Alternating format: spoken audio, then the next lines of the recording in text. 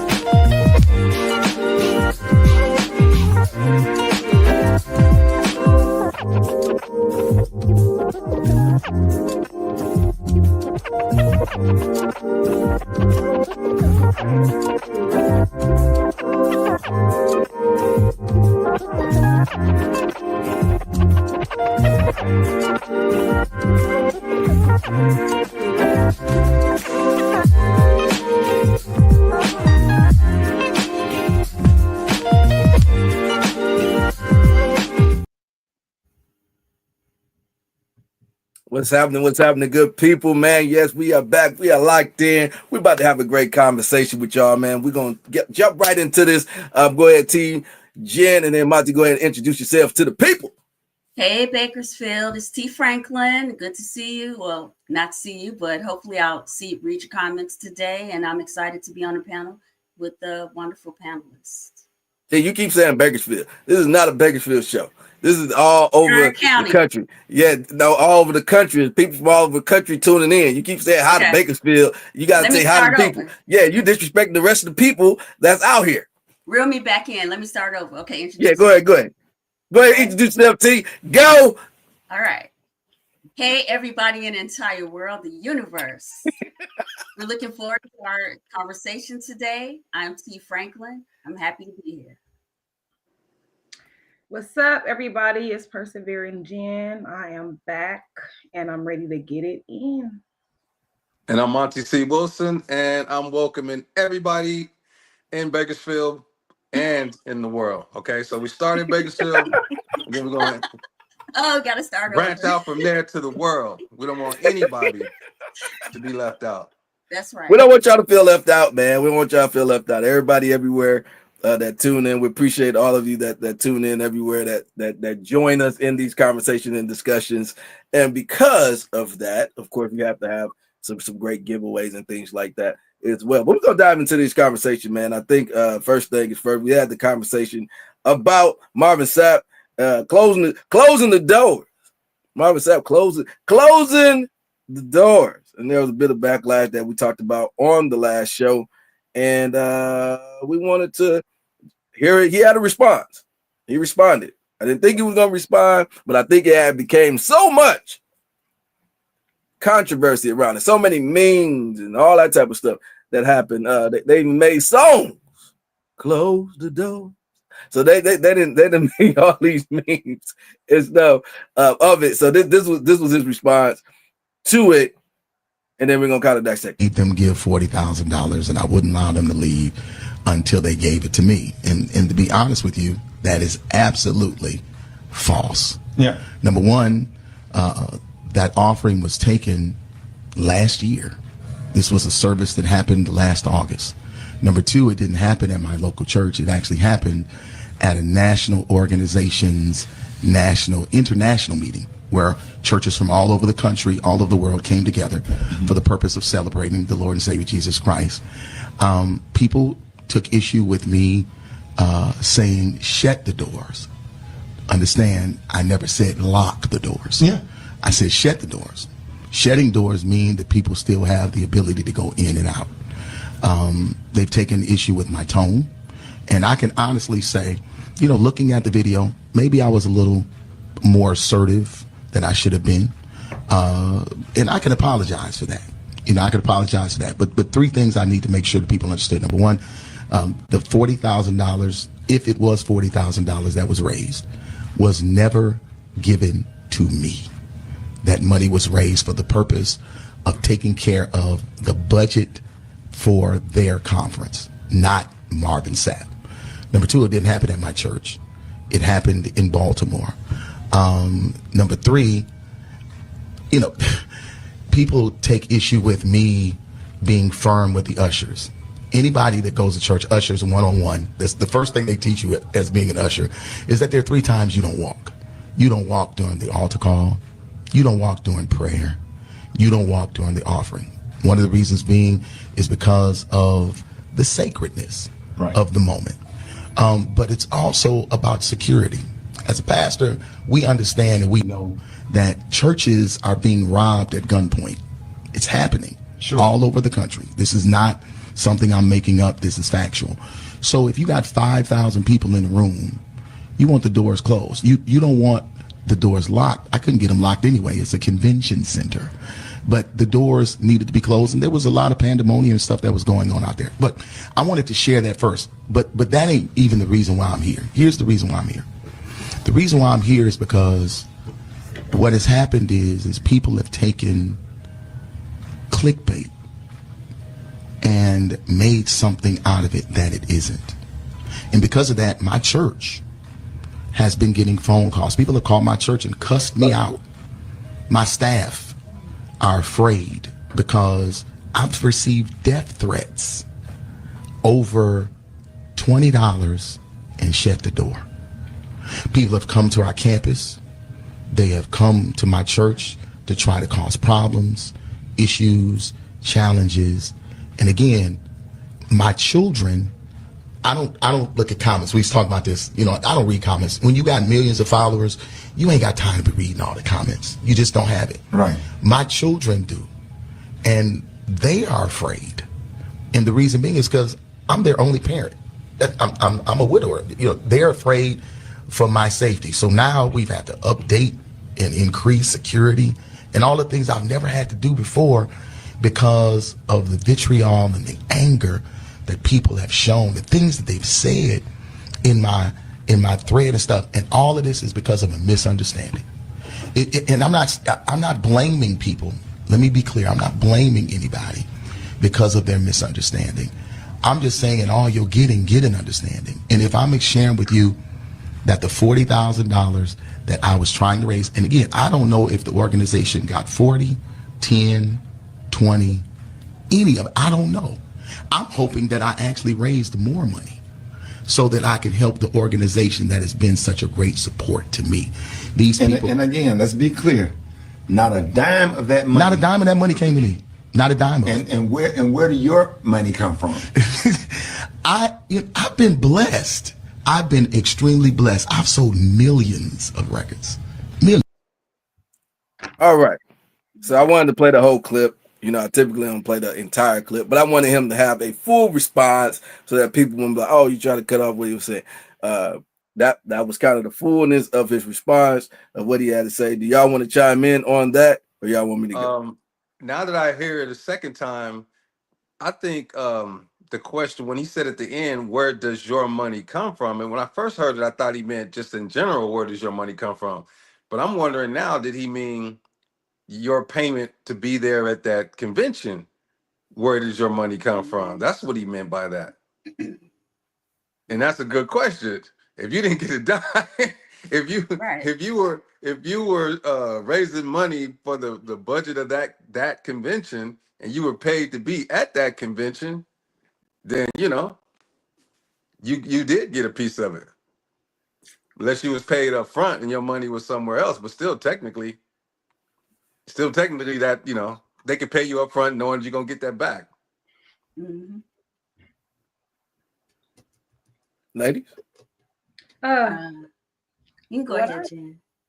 So I don't know if y'all, this man, it's a lot that he was talking about. And basically, he went in on talking about basically not just the event that he put on, but he went in to basically boast about everything that he was doing on outside of that, but not accolades, but in a sense of like how big he is. You know what I'm saying? And for you to be a man of God, you shouldn't even be talking about that, because now you starting to shine light on where have you been getting all this money from? You know what I'm saying? Oh, I got this going on. I got this going on. And you got on a fresh pair of J's too. You got a fresh pair of Jordans on, my guy. And you here, they ain't here interviewing you about taking money. You got a fresh pair of Jordans on. He got a Burberry shirt on. Boy, what you wait? Where is the money at, sir? Because something is just, it doesn't seem right. I wanted to. I don't think we should be on him about where he make his money though, because the man he has sold millions of albums. He's not broke. I mean, that's understandable. I'm not, I'm just saying that we talking about the money, the event and the things that happen. But why are you boasting about all this other stuff? We're not. He didn't want to know about all this other stuff. So I don't know. I'm questioning. What was he boasting about? I didn't hear him boasting.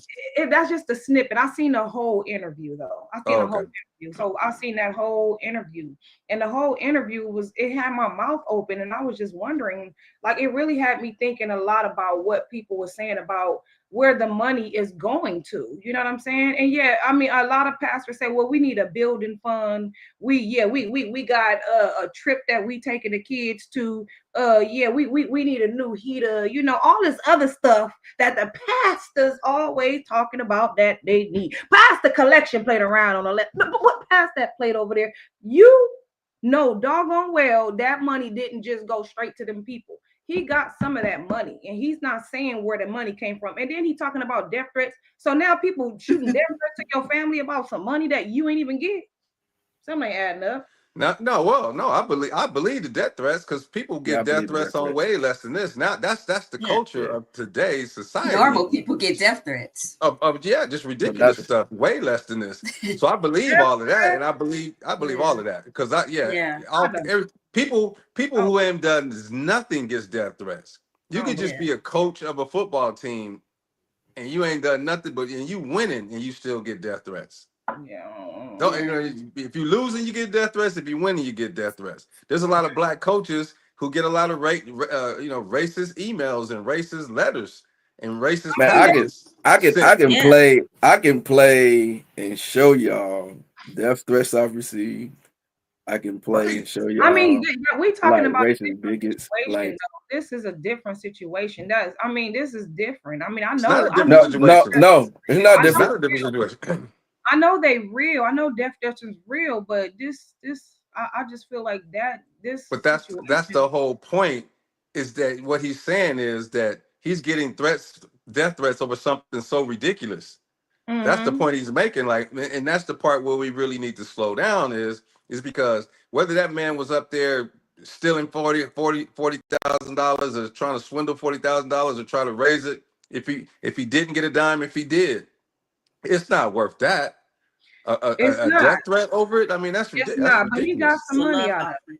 That's He what I got was some just money. about to say. Yeah, He he got collected a some love money. offering. That man got some money out Um, of that, and he's trying to. yeah, He just keep it real. Just keep it real, because a lot of people have discernment, and what he's saying, it just does not add up. Ain't no way all of a sudden. I know. Okay, yeah, people should have did their homework. It was this event did not happen recently, so okay, yeah, it didn't happen recently. So that's on the people for sharing something that didn't happen recently. But since it was brought to the media and to everybody's attention about what took place, now he's going to be watched more carefully. And at the end of the day, it just doesn't add up on where the rest of the money went to, because you're not making an offering of love offering of $40,000 and you didn't get no cut out of that.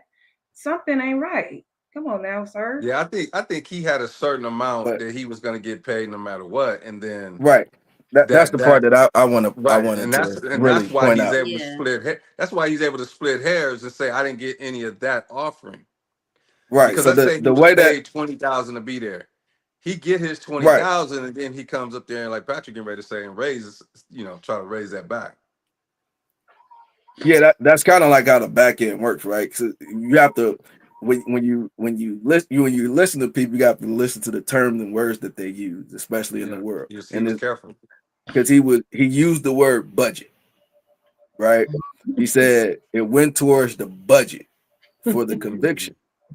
So the budget, you're tied into the budget. So whatever the cost is, when most people they do an event, right? Whether it's a small birthday party or you doing a major stadium event, there's a budget that you have. Whether you're gonna go hire performers, you're gonna get cake and ice cream, you're gonna Mhm. food, whatever it is, that's all part of your budget of what your cost is.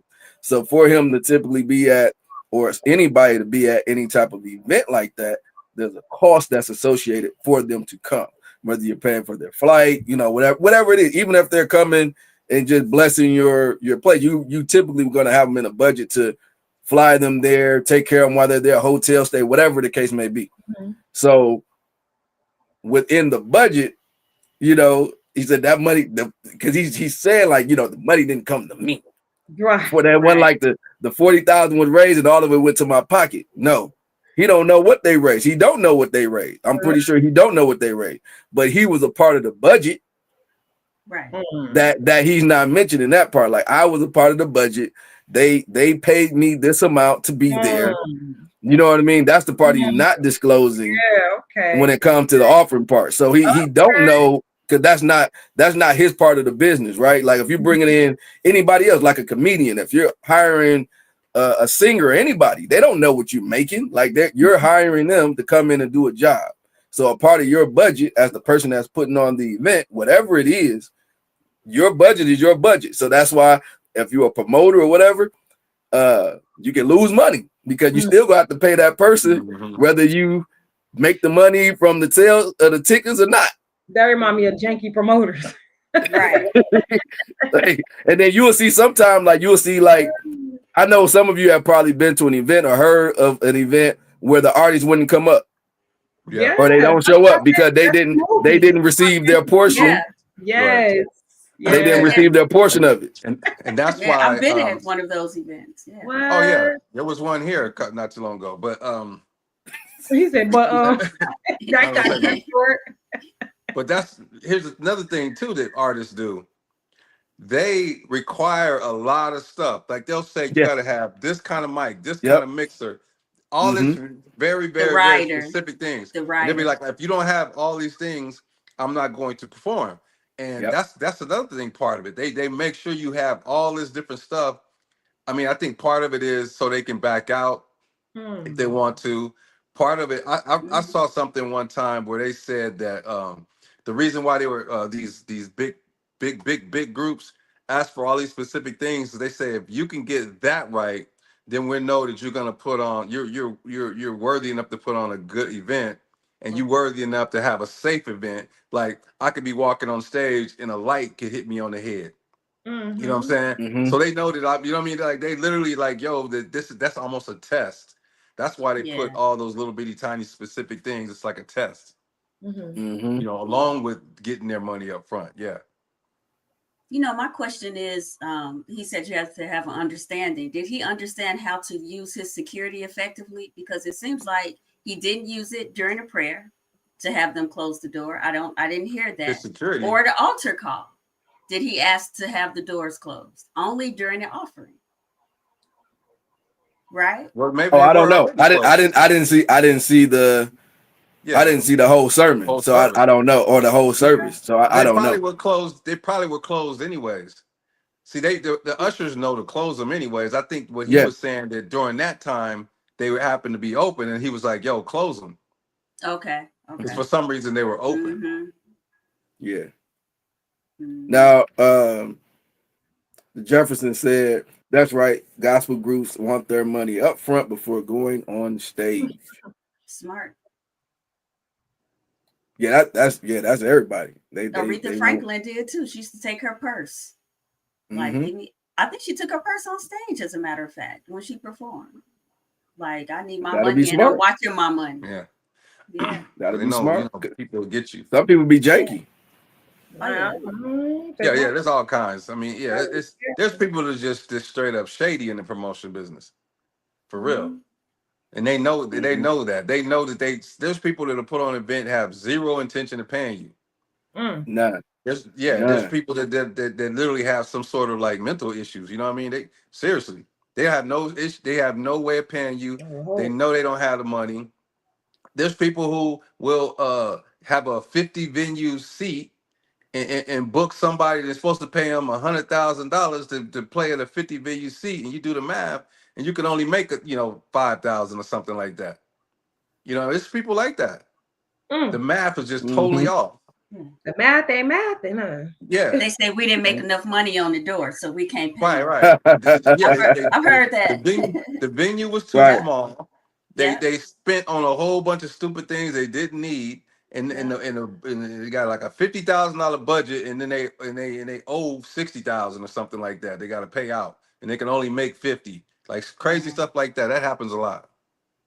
Yeah. That fire thing. Remember that thing where the guy was trying to get all those people to the to that island or whatever? I think we talked about that before. He Oh was yeah. Yeah. Yeah. yeah, Yeah. Mm-hmm. right. That something was wrong with that guy. Yeah. You know what I mean? That, And that that don't even they'll make tell you sense. everything you want to hear. Everything you want to hear up front. Up front, all the You can't way. trust that. Yeah, you don't know. You can't You just be can't really like, oh trust yeah, don't worry, what I most got people you. say. That's true. But yeah, Marvin Sapp, he's trying to respond. You know, I feel bad that it's his kids and stuff is going through that, or they have to up security over something that's not as serious. Like, you can choose if you want to give the money or not. Like, I don't know why people making it that big of a deal. You can choose if you want to give the money or not, or if you want to continue to participate in whatever thing that somebody got to go on. To the extreme where you got to threaten lives, and you going to that extreme. I think it's a lot of keyboard people that's doing stuff like that. They ain't gonna bust a grape, but still you can't take any of those threats lightly. Because somebody could be stupid enough Yeah. to do something weird like that. So, out of the Right. thousands of people that's gonna say something weird, all it takes is one. So, 99% of them might not bust a grape, but that 1% might be the one that catch you slipping. And Yeah. And over you you just don't have making a comment, you ain't got yeah, nothing to do with nothing but raising some money. So, and you don't and you have Secret Service. It's not like you got armed security, like like you the president driving around in an armored right, vehicle. right, So who wants to be getting threats like that, and then you walk around and just walking around in your front yard to go, pick up the mail or water the grass or walk your dog, and you got threats. So I know how that is. man, that's a tough Yeah. position for anybody to be in. Yeah. Very Oh, tough position. something that happened years ago. Like, was that last year? He said No, it was last year. It was last year. Last last year. year. But still, that's come on now. It's Yeah, that's tough. ridiculous. Well, in other news,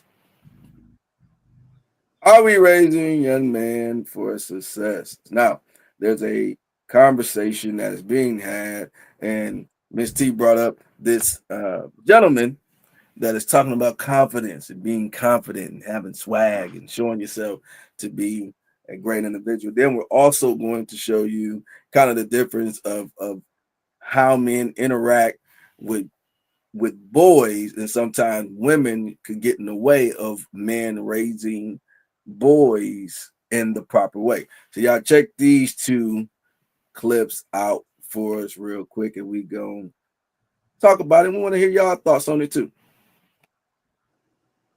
Here we go. Confident. I look confident. Yeah, what makes you confident? You got to believe in yourself, man. Self-belief. You got to. And if you don't believe in yourself, nobody will. So it starts. Everything is self.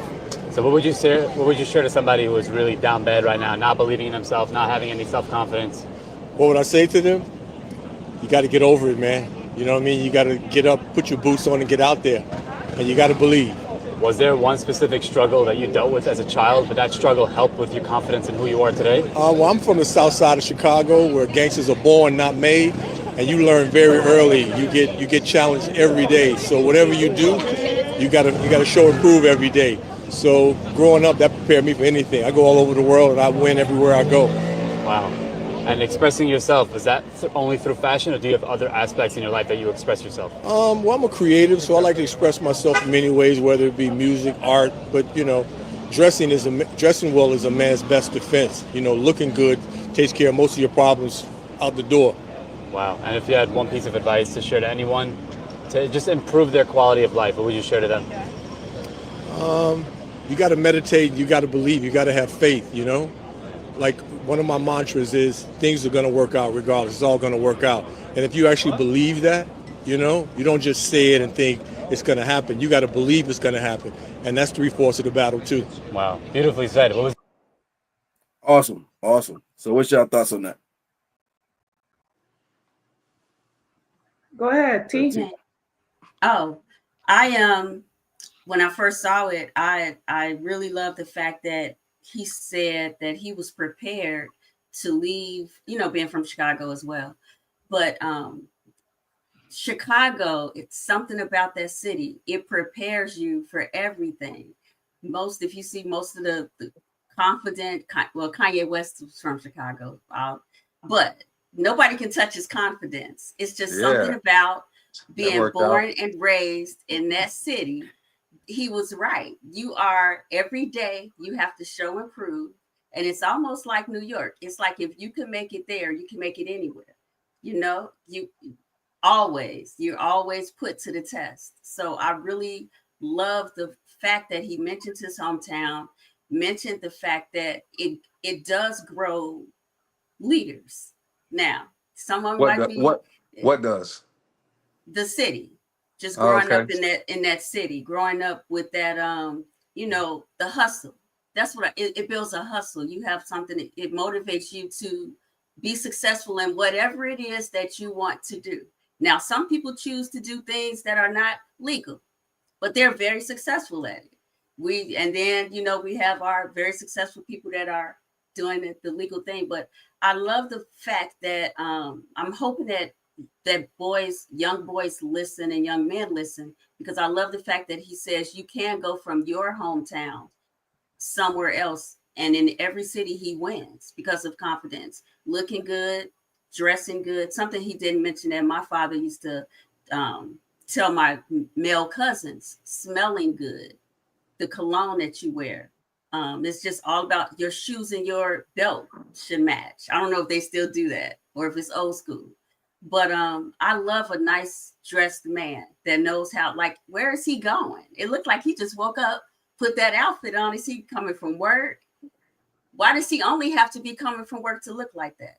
I love it. I love a man to get up in the morning. Let's get dressed. Let's go out, because when you do that, when you look good, when you look good, it's almost like you care about yourself. And if you care that much about yourself, you care about the world. You care about what you're doing in the world. That's my input on that. Well, Deion Sanders, his slogan is, if you look good, you play good, you get paid good. So there is something to that. whether or not I won't go into whether or not Chicago raises all leaders or nothing like that. I mean, if you say so. Um, Well, but you're not from Chicago either. You were born in Bakersfield, right? yeah, So right. being the So what he said. Chicago born and raised person on a panel, I think I would know something about that. So there's nothing but leaders there. There's nothing, it's a big city. It's a big city. You have more of an opportunity to with it's leaders there in every field, it's people doing great things from Chicago. No, You have I'm not down that. I'm not here to down. I'm not talking bad about Chicago. Of course not. Yes, you are. I'm You're just trying to talk no, bad no. about I'm not them. saying. I'm just saying your statement though. I'm just saying you threw a broad net because I'm sure I can find there's people there's leaders everywhere and there's leaders and there's people that are not leaders everywhere. So that's all I was saying. I don't think there's just all leaders there. Did I say it was but the all leaders? I you mean, made I it said sound like it. Yeah. it breeds leaders. Okay. Yeah. Mm-hmm. Yeah. His concept or his theory in general is correct though. I don't have anything to say about it. You know what I mean? That when he said that being from Chicago, people are made, I mean, they're born with this and they're not, it's not made. So and you're being tested, and that gave him the ability to show strength everywhere he goes. I agree with that 100%. I've gone through things in my life that prepared me for the rest of my life. So that's him growing up in Chicago could definitely be one of them. I agree with that. But I think what's important though is that we need to grab those situations that we do go through, whether it's growing up in Chicago, whether it's for me, it was, I would say, is being on the track team in college. You know what I mean? Me is in having a strong father and strong uncles and strong mother too, and strong aunts. I have a lot of strong people in my family. I think I draw a lot from that. So if you don't grow up in Chicago, and let's say you from somewhere else like Bakersfield, I knew it. Here it comes. in case you're from Bakersfield, I'm you ready can for it. still What? you can still have confidence and feel like you can win everywhere you go. That's the Of only point I was course. making. It was just like it's not just a Chicago thing. It's it's there's something in every situation I feel like you can pull from and use as your springboard to grow like that. That's the only point I had to make.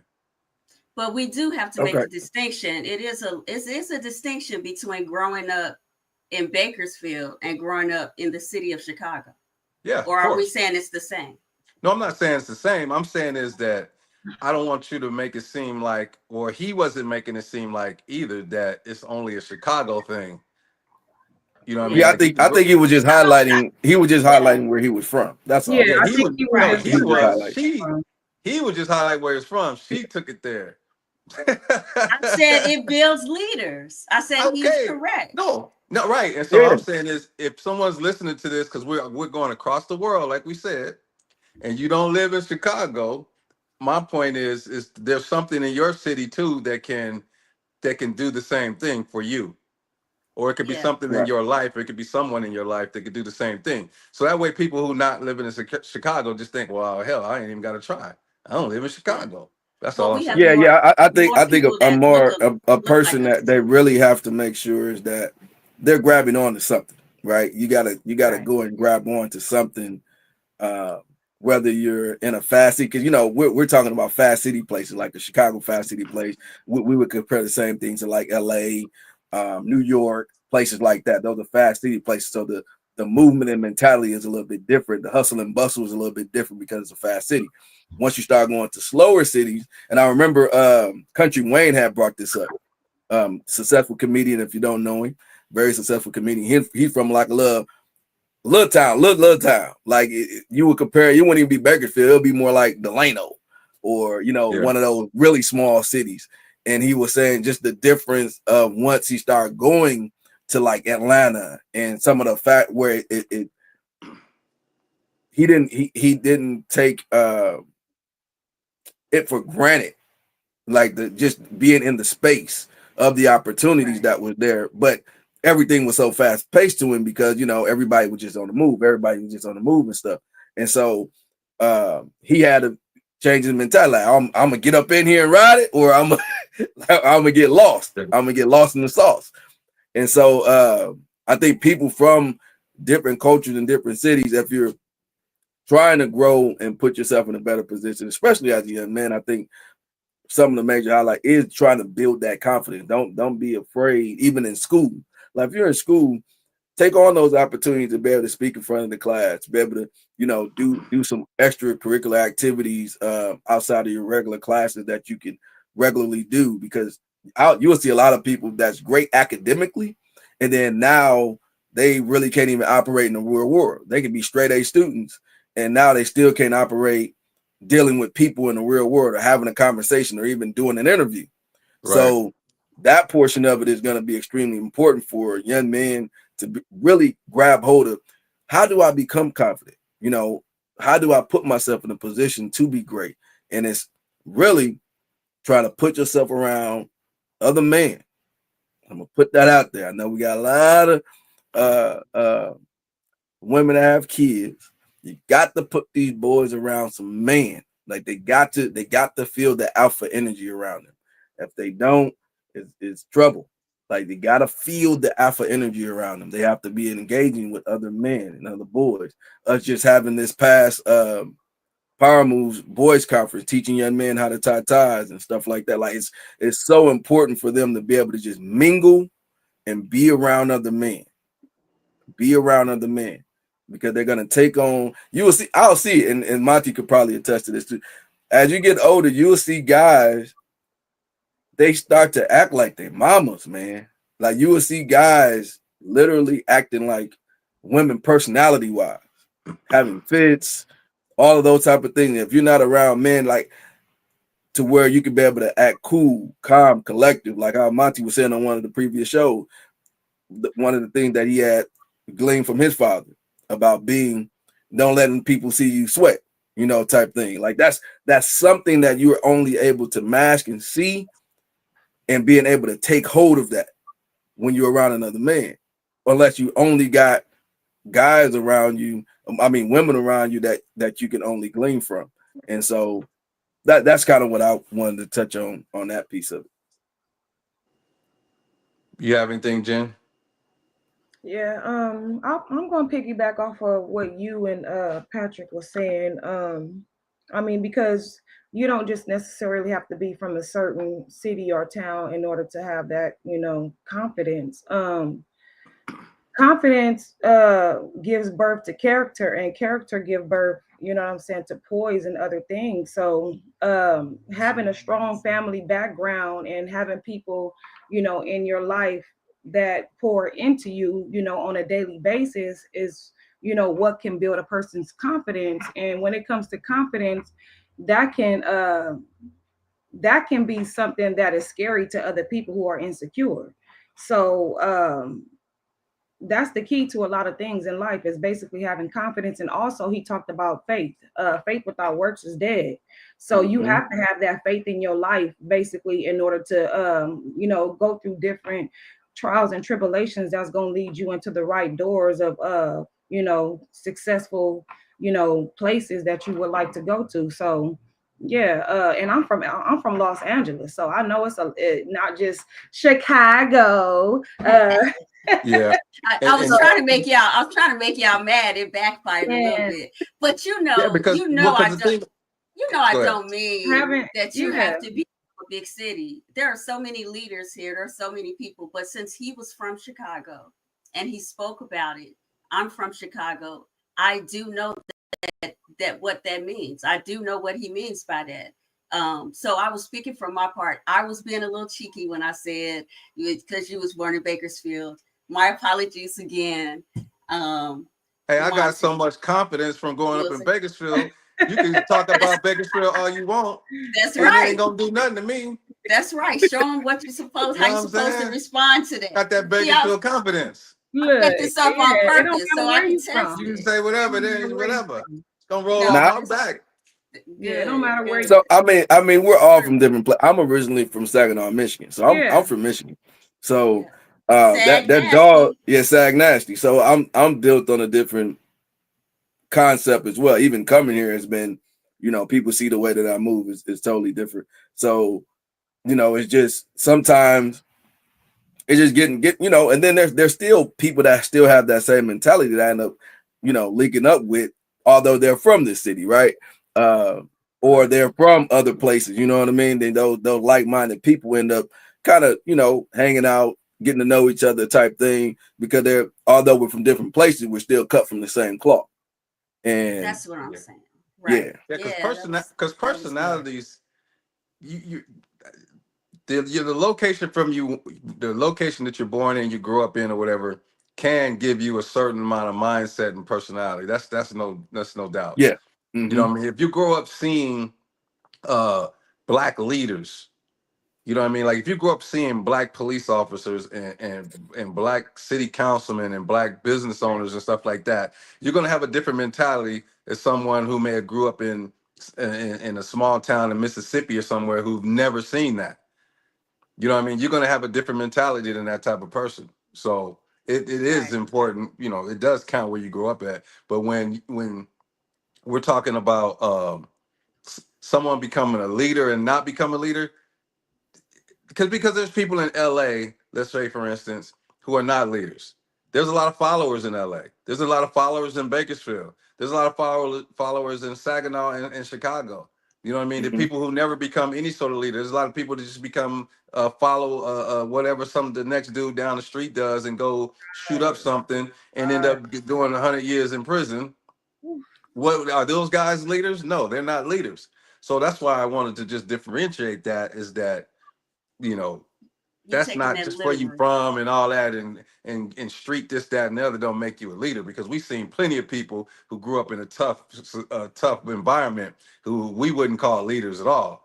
Yeah. You know what I'm saying? The only place they I was leading you to is repping to my prison. city.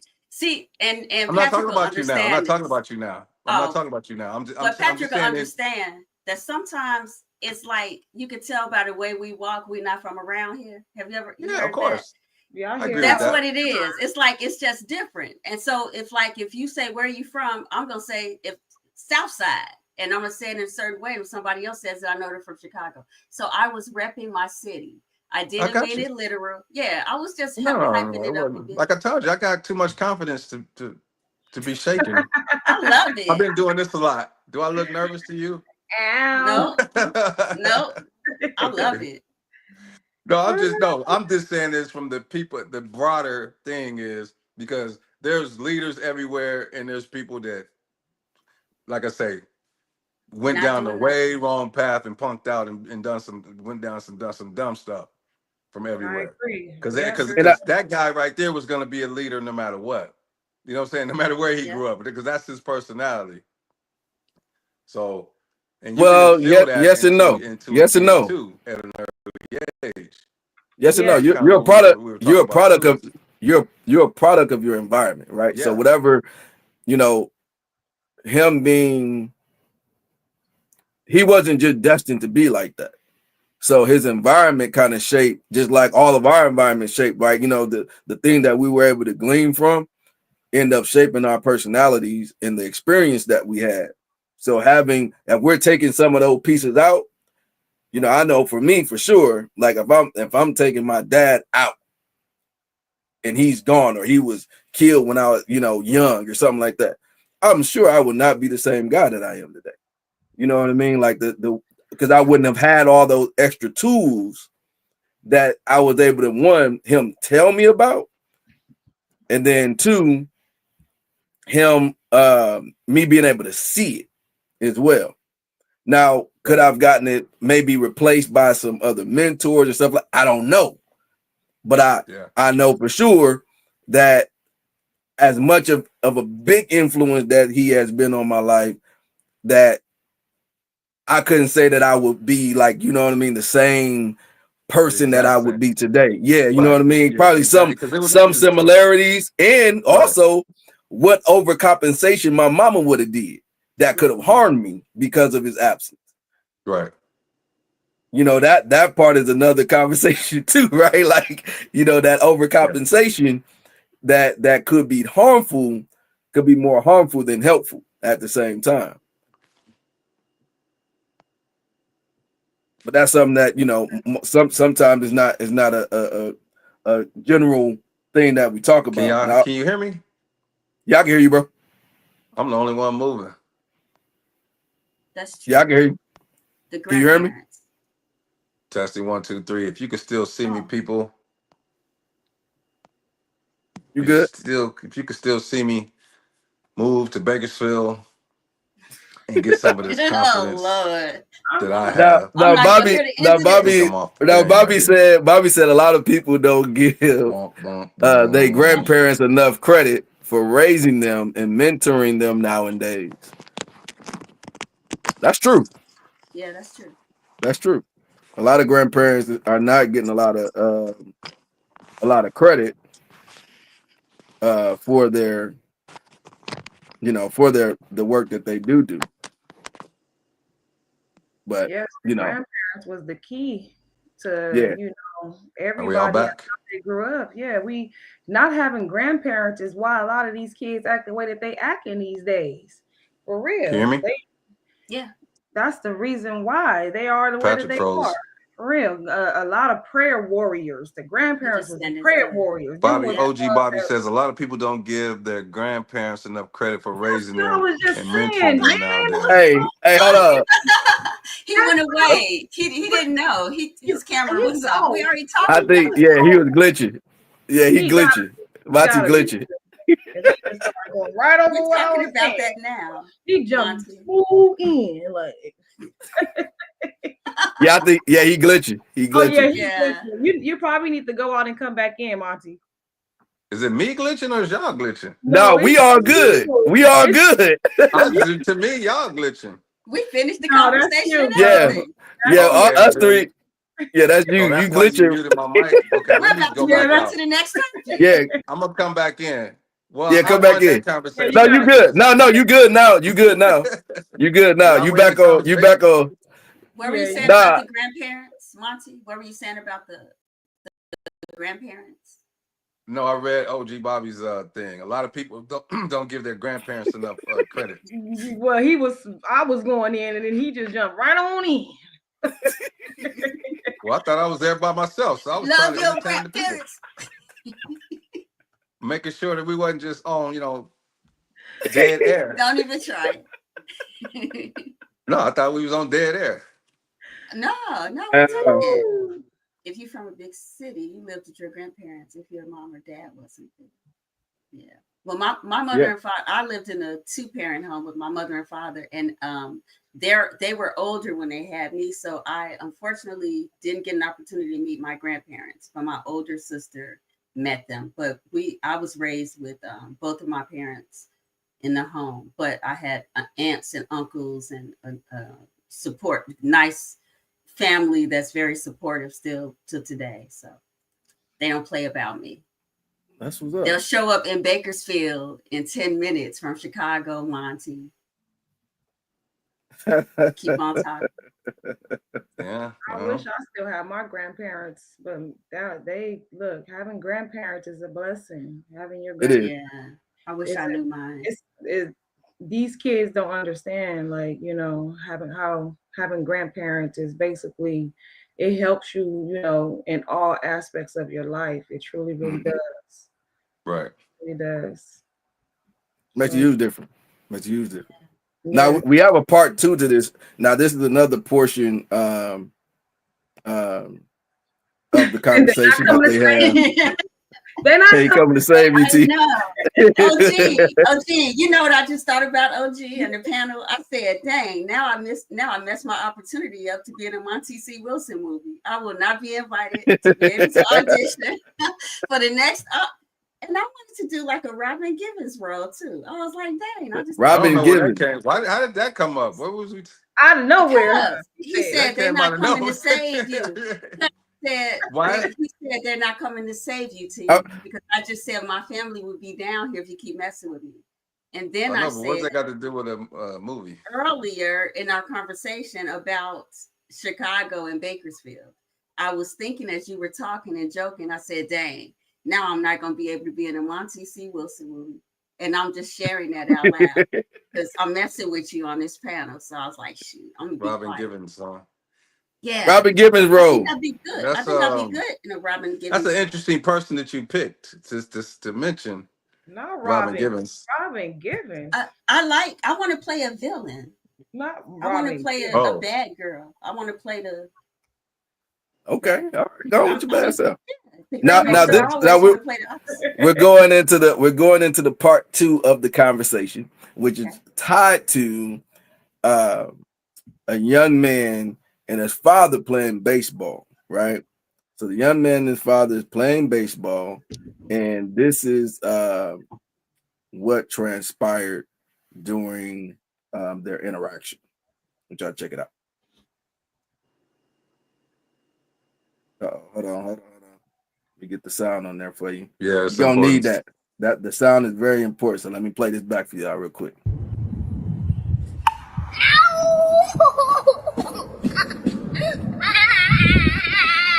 Pick your head up. Pick your bat up.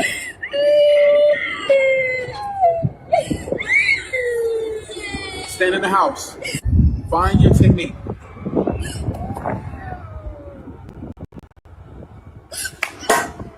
Do it again.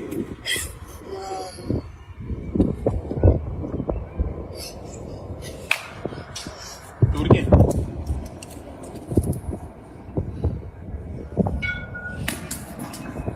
Find your piece. You think anybody cares that it hurts? Nobody cares. Who cares?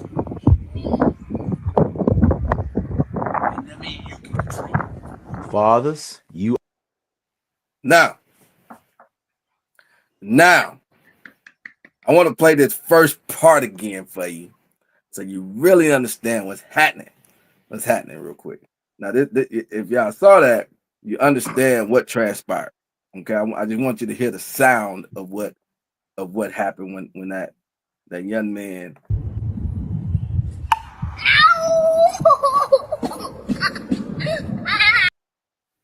Okay, so when that happens, what do y'all think is the typical response to that, especially when it comes the difference between a man and a woman, like the mother and the father, right? What is happening in those roles when that happens? Now, are you okay? Well, a woman probably would have babied him at that particular time. Probably would have went home. You know what I mean? Let's go get some ice cream, that sort of thing, right? Yeah. Y'all looking like y'all, but that's what would have happened. Now, me personally, I'm gonna let you talk. Okay. Well, hold on, Monty. Hold on, Monty. We gonna respond and have the conversation last. Because I can tell you something. I can tell you something. Let the ladies give their perspective, and then we'll kind of guide the rest of the conversation when it comes to the man. What would you have done in that situation? I'm not baby, and my son is about to be 23 years old, and then I got a almost 7-year-old son, and my oldest son is the way that he is now, but he had his father in his life as well as his mother, and his father took action just as well as his mother did, and he'll tell you right now to this day, I wasn't condoning to no fits, no falling out, and no stoves, no acting a fool, no doing none of that. You okay? I'm not giving you no. It's ice not cream. Typical. You're gonna get it together. You're gonna get it together right now. That's what you're gonna do, because I'm not about to pick you up. I'm not gonna wipe your tears and say, okay, baby. No, that's not the type of background. Okay. I think we're going. Hold on. I think we're going into a direction that because we have to generalize this, right? It's not from a personal experience. And it's not from somebody that's being doing some weird stuff. The little boy got hurt. He pinched his hand. And so he really was hurt. It wasn't like he was really hurt. Okay, he wasn't in a No, what I'm saying is he wasn't in a store throwing a fit or whatever like that. He was legitimately hurt. I'm agreeing with you. I said that's understandable, but even Okay, at that so moment, he got to understand. I was at the skating ring last night, and this is just giving an example. My son fell. I didn't say, "Oh, baby, you hurt. You're gonna fall, and you're gonna fall many times in your life." And at this moment, you have to understand that when you fall, you got to get right back up and try it again. It's not a, oh, okay, baby, you okay? Because you're gonna go through this. You're gonna go through hurt and you're gonna go through pain.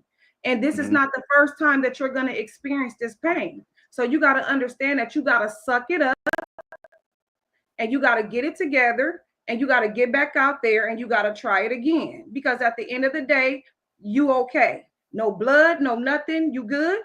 Okay, wipe your face. You good? Okay, now let's go try it again. Because you So can't. let's frame it this way. So you're giving an example of how you're dealing with things, right? Mm-hmm. So is that how the average woman is operating? No. No. Okay, so No, that's and what I we're agree at. with That's that. where the question is coming from. Yeah, I Is agree the with that. average woman handling the situation like this? Oh, of course not. Of course not. I'm agreeing. right. Average women are not handling situations like this. And then again, it depends again if How? that woman had a father in her background and in her life too. Because if a woman does not have her father in her life, the roles is going to be different. How you react to certain situations are going to definitely More be different. masculine. It is, yes. And I have my Yeah. father in my life. So it's a difference. You know, growing up, you have to understand how is a woman raised, who was in her life. You know what I'm saying? Because if it's just women raising women on top of women, no, she gonna let that boy be sissy la la and do whatever he want to do. She gonna comfort him and she's gonna baby him. So of course it's gonna be just exactly that way because that's how most women are. They want to pacify the son. They want to give them what they want just to stop the tears. They don't want to let them know why it's hurting, on how to make it better, and why you're going through this.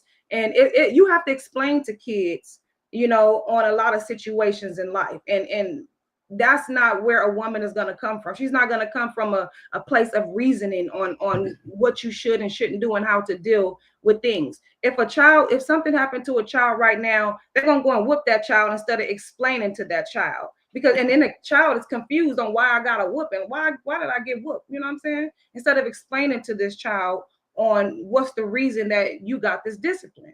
So I mean, it goes back to how you were raised. If you had a man in your life and you didn't have that man in your life growing up, you're going to take care of things differently than your average woman who had their father in their life would take care of things. So yes, not all women are like that in this time. And that's why the generations is like they are. They wearing, makeup and they got these nails on and LGBT element and Q and all that stuff. You know what I'm saying? So I think are you going to talk to? Yeah, just for a second. I agree with Jan 100%, but I also would like to say that as a woman, we are natural nurturers.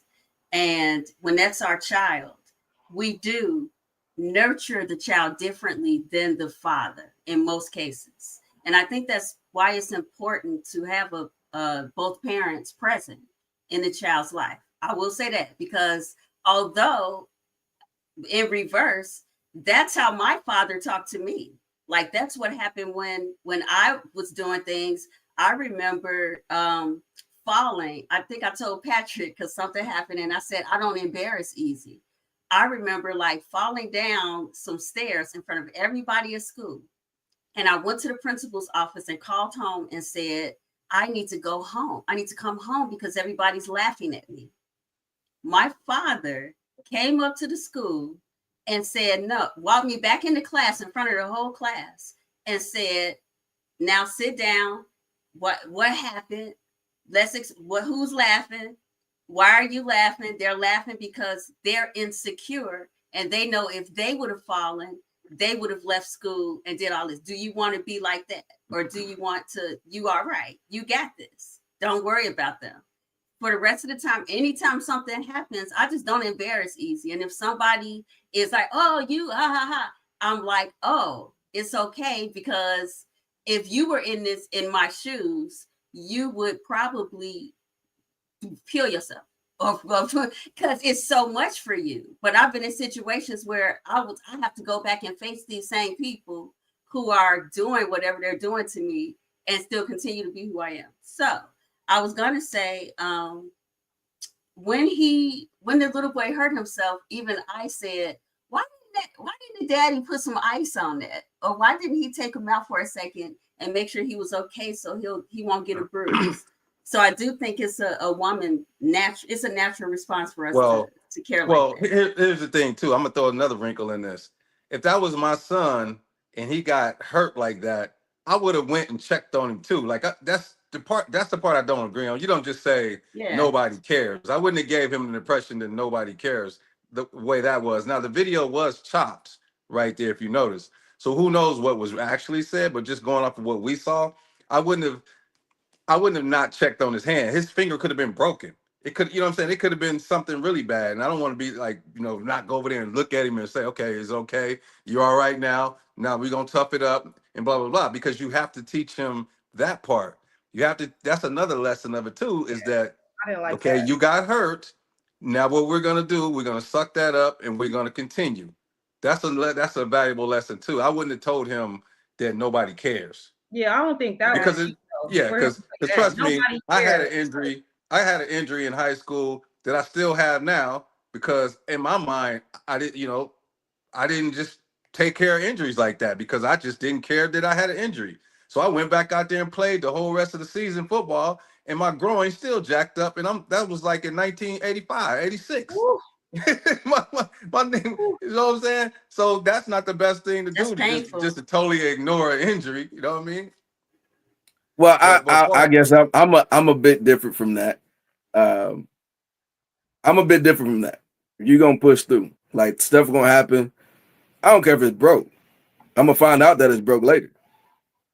Yeah, like whatever, because this is the different. This is the difference. Have you ever been hurt before? Yeah, I've been hurt. I was a multi-athlete. I played multiple sports. So football, track, basketball, even did a little wrestling.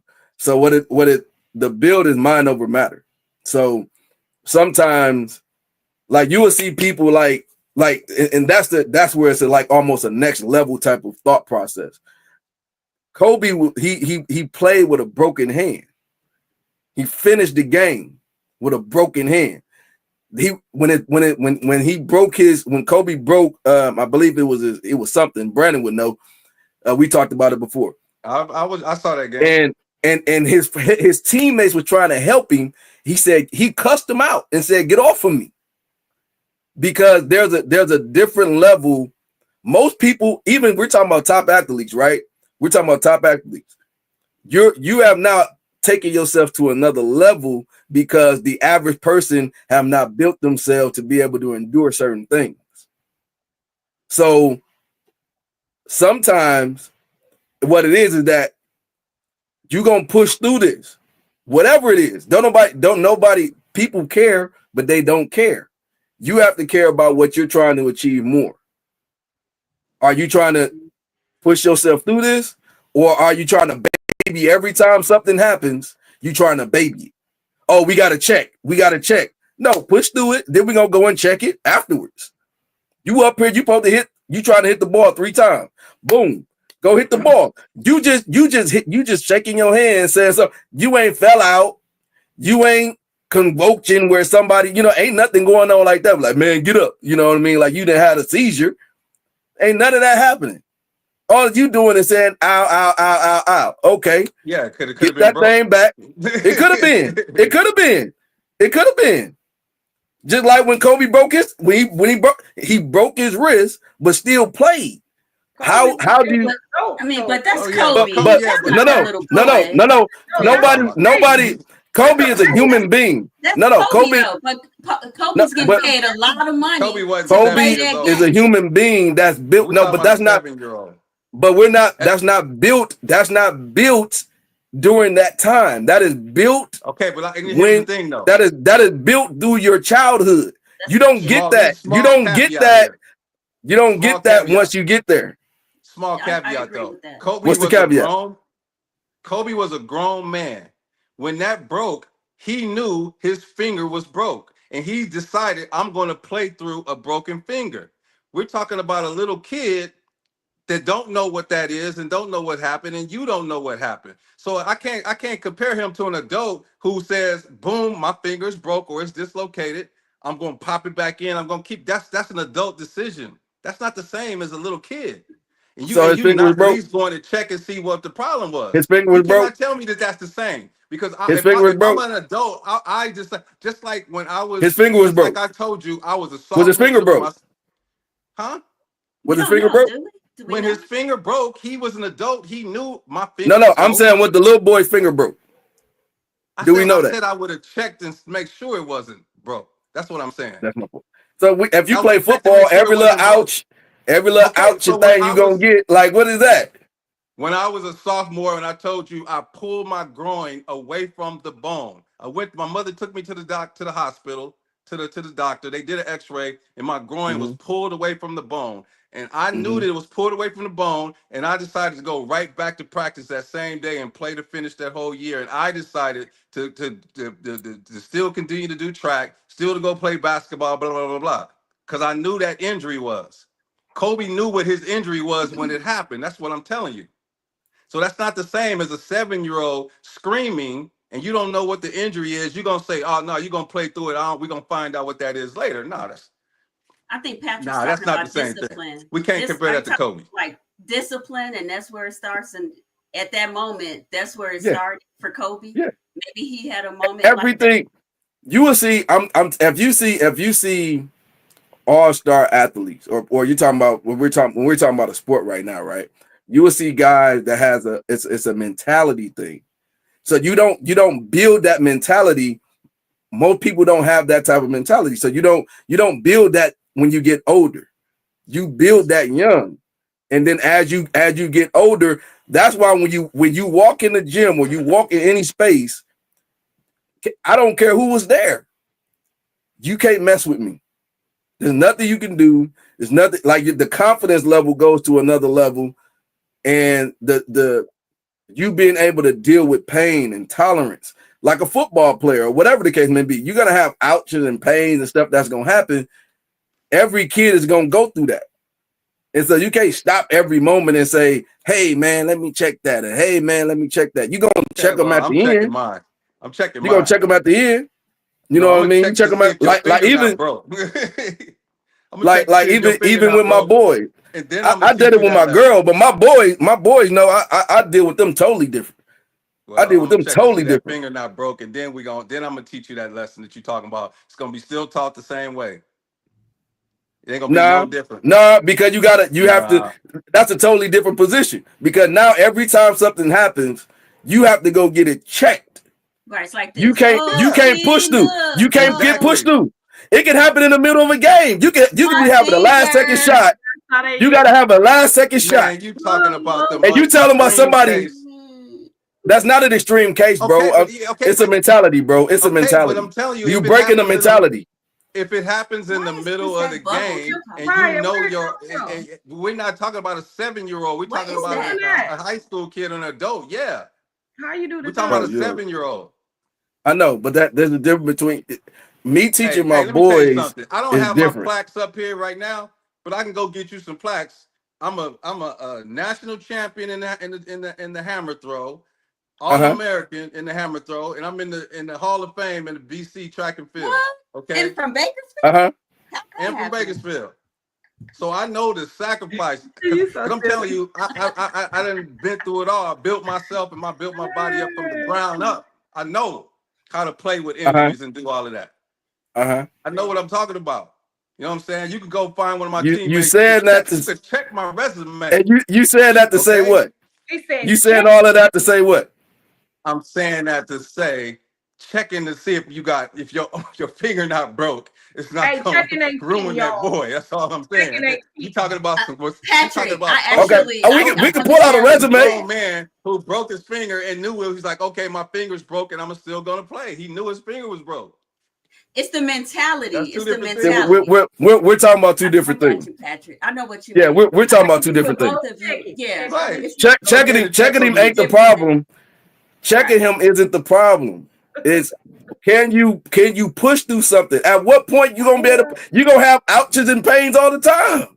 Right. Okay. So you I'm saying, check the, so wait a minute, but if wait a it's minute, wait a broke, minute, wait that's a minute, wait a different though, minute, Patrick. wait a minute, wait a If minute it's though. broke, it's different. Wait a minute. So if you're talking about even football, that's a full contact sport every time. So every out you got to go over there to the person, check you out every single time. Come on, man. You're gonna have hurts and pains that's going to happen. I know that. I just told you that But I you just played with I did a too. rip growing. I'm saying is we're talking about a 7-year-old I played who with a broke doesn't ankle. know what's going on. If I'm in high school and I know that I twisted my ankle and I decide to keep playing, I know what my stress, my threshold is. But if a kid swings a bat and breaks his finger, and I'll be like, no, we ain't checking that, just keep going, that's negligence, bro. I don't care what you say. A 7-year-old, because he don't know if that's broke or What was not. the finger? So we going back to the other conversation. You're saying the finger was broke? Was the finger broke? I'm saying I don't know, and so I'm gonna go check. So he's got to check. Right. You ain't gonna never know nothing. Yeah, I will. I'm saying you when. I said if the kid crying, screaming like that, I would go check and see if his fingers broke before I tell him to keep going. Then I teach him that lesson of powering through. I make sure it's okay. Right. But again, the way that you want to operate. If your kid was playing football and he was screaming on the floor like that, and they don't bring the people out to check on him to see if he okay, you're gonna be okay with that. We're talking about practice. Else did it. No, we're talking about practice.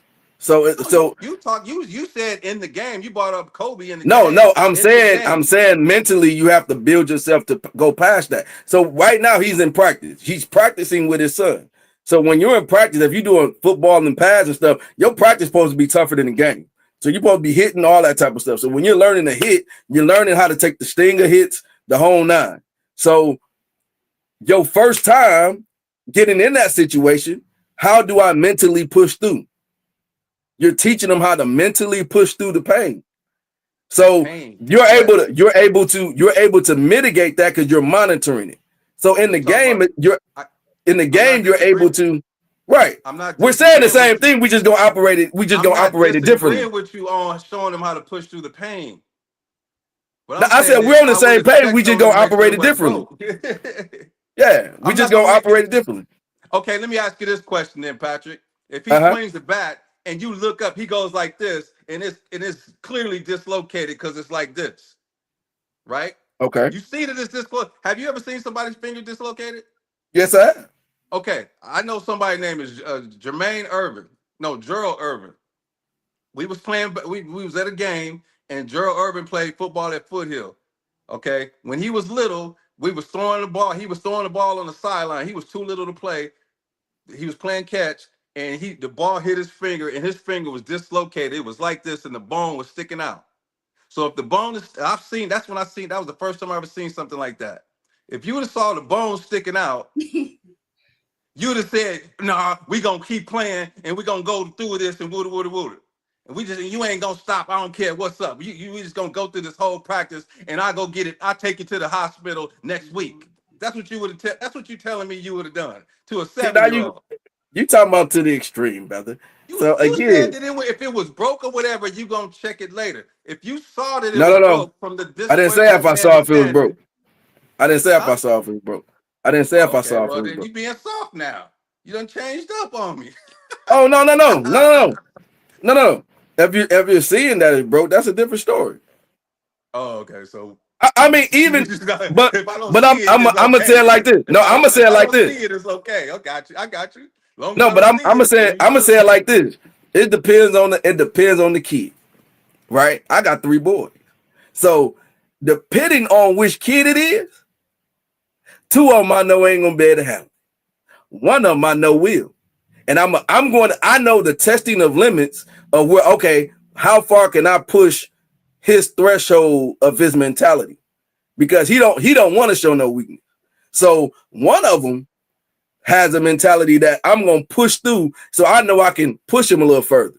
So like when kids, and you know some of them they all different. No, all the kids are different, right? So, yeah, one of them I probably would see. Okay, dang, I'm probably in more Greeching trying to figure out, why he ain't grabbing nothing from the situation. Because one of them is tough as nails, literally tough as nails. So I actually no, it's been a situation where he didn't mess some stuff up, and it's been nothing. So I have to kind of monitor his pain tolerance. So because he has an extremely high pain tolerance, so it's also knowing the kid and stuff too. At what level, how long he been working with him. What is he trying to achieve with him? All of that stuff kind of matters to a certain degree. If you're trying to reach a certain threshold with him. Now, OG Bobby Johnson said, "Oh, it's the Mamba mentality as well." That's what Kobe had. That was the name of his school. I think he had a whole school. Yeah, he had a whole school. Yeah. Now, he also stated he's teaching them to relax and push through adversity and find your peace to continue to compete. Now, that's an important factor too. Now, I'm glad he brought that up. That's all the good parts right there. Yeah, that I'm glad he brought that portion of it up, of being able to push through adversities. And I think sports, and those of you that play sports can attest to this, it does put you in a different echelon of kind of your peers because of the way that you have to, if you truly competed, right? Like if you not just somebody that was just going out just to play, but somebody that truly was trying to compete, grinding, working really hard to try to, win and all that type of stuff. It puts you in a different mindset of pushing through adversity, going through ups and downs, teamwork, all that type of stuff. If you're on a team, that kind of makes a huge difference. I didn't play sports, but I did cheerleading competitions. So it's maybe the same. Did you push through it? Cheerleading is a sport. Cheerleading is a sport. Yeah, it's very competitive. Cheerleading is a sport. I was on top of the pyramids and all of the stuff, all of the things, the splits, the flips, the backwards flips, all that. So yeah, I ran track, so track. So I understand. Yeah, I put you on a different, different thought process. Now, but the question is whether or not the at the end of the day, we was nitpicking over one little tiny thing, but in the end of the day, the dad was teaching him, how to to push through and get strong. That's the point. Yeah. Be strong, keep going, and he also said that nobody cares if you're hurt and all that type of thing. I remember one time, this is when I was married, and there was some boys. I don't want to tell too much of these people's business, but there was some boys who were having some issues. They were foster kids, right? So they were having some issues with their foster parent, who was also their coach, right? And she wanted to they were basically wanted to quit because they wasn't getting enough playing time. They wanted to leave that foster parent because that foster parent wasn't giving them enough playing time. And my ex-wife was babying these guys, like, oh, they're not getting enough playing time and da da da da da. And she wanted me to talk to them. And I said, no, you don't want me to talk to these boys because I'm gonna tell them like it is. I'm gonna tell them that nobody cares that you're not getting enough playing time, and if you're probably not getting enough playing time, and if your own foster dad is not giving you playing time, you're probably not good enough. As a matter of fact, I know you're not good enough because he as much time as people play favorites in this game in this town. If you had a little bit of talent, you would have been on the field playing. So if you're not getting enough playing time, you're not good enough, and what you really need to do is be working on your game instead of working on quitting and leaving and moving to a different foster home. So I didn't want to baby them, you know what I'm saying? I was gonna tell them the real because especially as black men. Yeah, you can't. I mean, you can't baby. What lesson would they have learned? Yeah, what's gonna be the benefit? Yeah. Yeah. You run from your problems. All I gotta do is complain, and somebody is gonna come and help me. And you already know what I'm gonna say. Help is never on the way. It ain't on the way. You just leaving to another. It ain't on the way. It ain't on the way. Solving the one that you had that you're not good enough to play. So you go to another team and you're not good enough to play. Then what? You know what? At what Yep. point you're going to realize that you're not good enough to play, and that you need to actually work on your game. You might be athletic enough, but just don't know the plays, or you just need to learn some technique or something like that. You Mhm. know, so Now Shanita said this.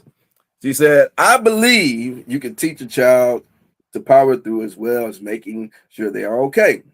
They're not always going to regress to acting like a big baby if you check on them and make sure they can continue to play. Mental strength is built through sports, but also through a good, nurturing coach.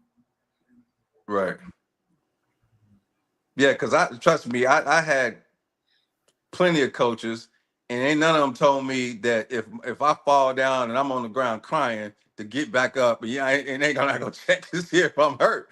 That's even as an adult. Mm, the cheerleading, You know what I'm our saying? The coach is cheerleading gonna be coach like, did. the coach is gonna say, "Hey, go. Maybe you go in early and get some ice, or you do something like that, or you instead of squatting today, you work on this machine over Yeah, they here." have to You make know what I sure mean? you're okay. Because I gotta That be didn't ready. happen. No, Yeah, that didn't because happen in Nah. cheerleading. If you the number fall, one. if you fall off, you know, when the cheerleaders build the pyramid, Mhm. do they call them pyramids? I forgot, it's been so long ago. But when they build the blocks, so they block everybody's on each other, and you actually somebody sit on somebody's arms, and they push you up to the top, and you do your whatever the routine. If when you fall, because you're gonna fall, they say, "Are you okay? Okay, let's get back up. Here we go. And 2, 3, 4." You go back Yeah. and you keep doing it and you keep doing it. So I know what Patrick's talking about, because then you have no fear of falling. You have no fear. Yeah, it's a build-up. Yeah. Yeah, it builds something in you. I got you. Everybody had a valid point. Yeah.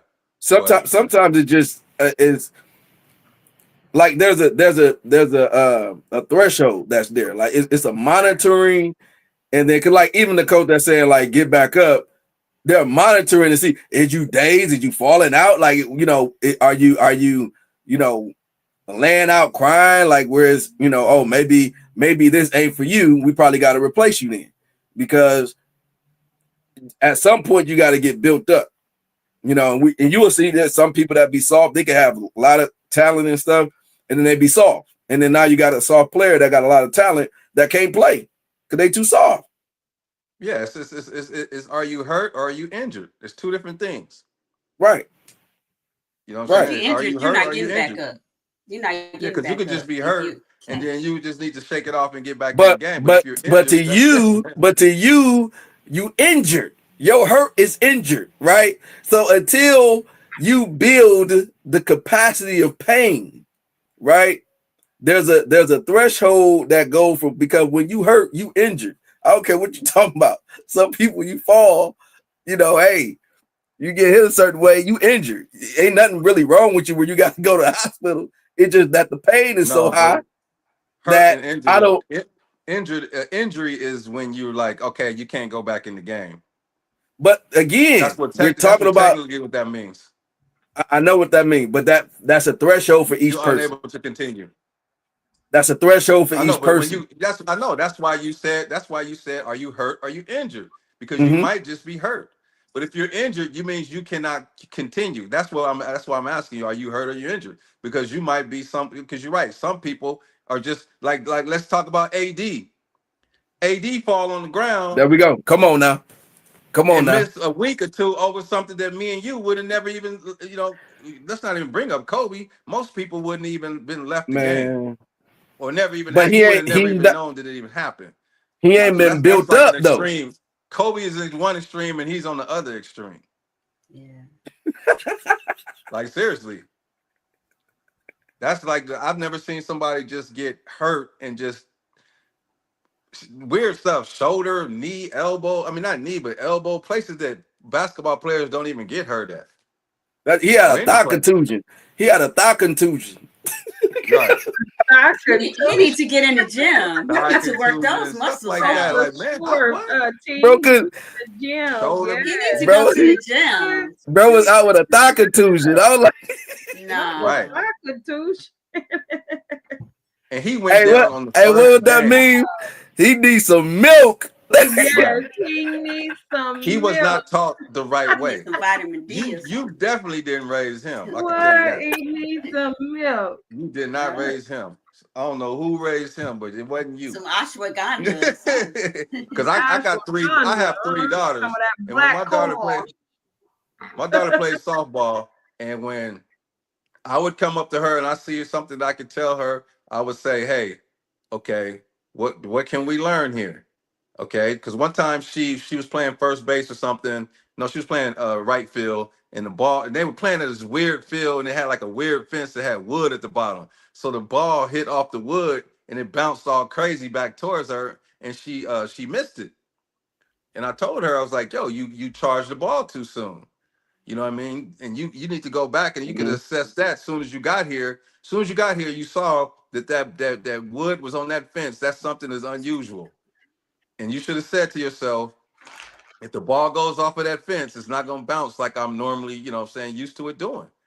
And after it Mhm. did that, the ball kept bouncing off of there. And I just told her, like, yo, and she did it right after that. But I came up to her as a not yelling and screaming, being a jerk about it like her stepdad used to do. I walked over there like, yo, hey, what did we learn here? Do you see you messed up on the first one, but we got 3 more games on the same field. And then we talked about it, blah, blah, Mhm. blah. She got it, and she, you know what I'm saying? That's strength too, Yeah. Yep. of being able to be a good teacher Yep. and knowing how to It is. teach. Yeah. Yeah, Teaching and them you gotta endurance. you gotta know, like I was saying earlier. Go ahead, Jen. No, I said that's good because you're teaching them that endurance. They need that. They definitely need that. I was just chiming at him. Yeah. That's all. Yeah, you gotta have a good like eye of knowing the people that you're coaching. Like even if you have a team, right? You gotta know who's the leaders, who's the followers, like who you can push and like talk to like crazy. You know, if I'm I talk like I'm gonna get angry. And then in some of them you gotta be all soft because they were brought up soft. So you gotta, color their hands a little bit because now you gotta bring them along in order to get the most out of them. So just monitoring and seeing what type of players Right. or kids that you're training, because some of them they need that kick and that push. And I remember one of my coaches, he had told me, and I was always the captain of my teams, and I was just a competitor, like just always trying to be the first in everything. And I remember he was getting on me like crazy, talking to me all crazy. PJ, you and boo, just getting on me like you need to be like I'm being first in all the sprints, everything, just hauling butt. And he like, yeah, you need to step it up, blah, blah, blah. So he going in on me, and I'm like, man, I'm getting hot, right? And so I get pissed, man. So I suck it up, I go through the whole practice. And I'm like, man, I've been killing.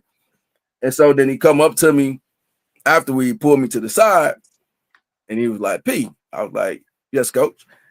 He was like, I see you getting a little frustrated over there. I was like, yeah, a little bit. I was like, hey, man, I said, I'm getting it in, right? He was like, well, you my captain, right? I was like, yeah. I said, am I not doing a good job? Like, I'm inquiring, right? He was like, well, let me tell you, the moment that I stopped getting on you is the moment that you stop being my captain. Because the more I can push you, the more I can push everybody else. And so then my mentality kind of just changed at that moment. Of him just kind of explaining that, like, sometimes you gotta, he knows that he can push me. I'm gonna keep going. I'm gonna push through, and it's gonna make me work harder. But then everybody else, you probably can't, you can't push like that because they wasn't. Some of them may not have been brought up like that.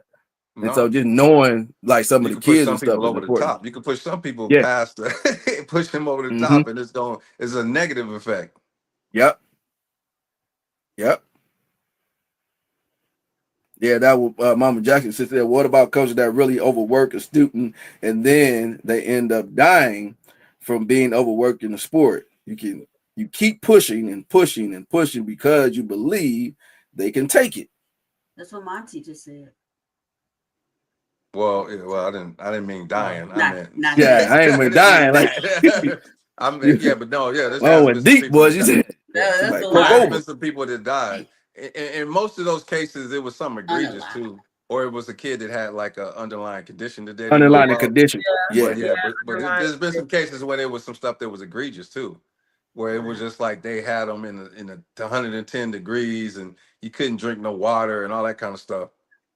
You know, I played football. I started in the fourth grade, but I played seventh and eighth grade tackle, and that was harder than high school football. You know what I mean? The way those coaches yelled at us and wouldn't let us get water and that sort of thing. So that prepared me for high school. High school was easy It's compared easy. to seventh and eighth grade. So, you know, that was Yep. fun. High school actually was fun going to practice and stuff like that and working out. But see that experience having it younger changed the outcome of the high school, because then high school became a Right. breed. Yeah. So sometimes that adversity early changed the outcome of the ability to be able to breeze through, you know, later Right. on in high school. Yeah, It kind of my junior high coaches, they were savages. They were savages. But if did they somebody push fell on you? the ground, hurt, they was gonna check and see if you was injured.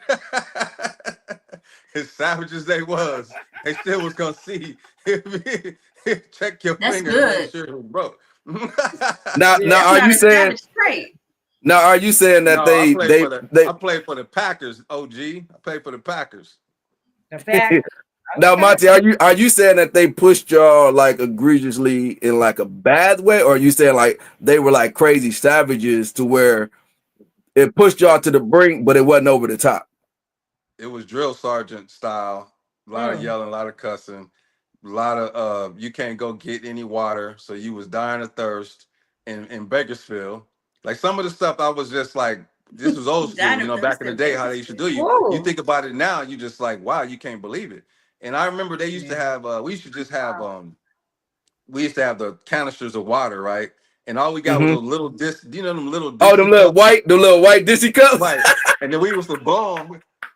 We used to blow them to make them bigger, and you had to wait in line, and you'd only get like one of those, and you had to hurry up to get back in the line. You might have got two. Like some people got two, and some people only got one because they were like, get back over here, throw those cups in the trash. And some people didn't even get, you know what I'm saying, two of them things.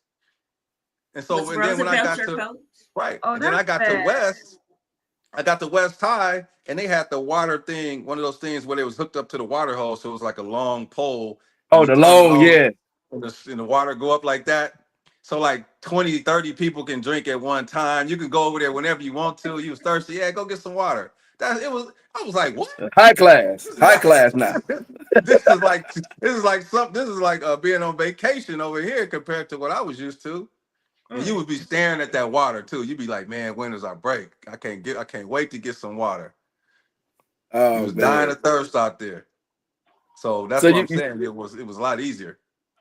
no, but you didn't answer my question. What? I asked, was it over the top for y'all to where it built y'all, or was it over the top to where like it shouldn't have been done? No, it wasn't over the top. It was over the top building, but it was harsh. But it Okay. built you, yeah. Yeah. It built you, yeah. Anything that you go through and you survive is gonna build you. Even if no, seriously. Because so I agree.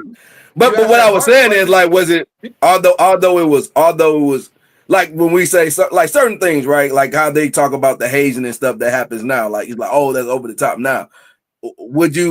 Would that be something that we would look at and be like, yo, these people need to go to jail for training these kids no, like it this? wasn't that bad. No, it wasn't that bad. Okay. It was just a lot of yelling and cussing and strict rules and all that kind of stuff.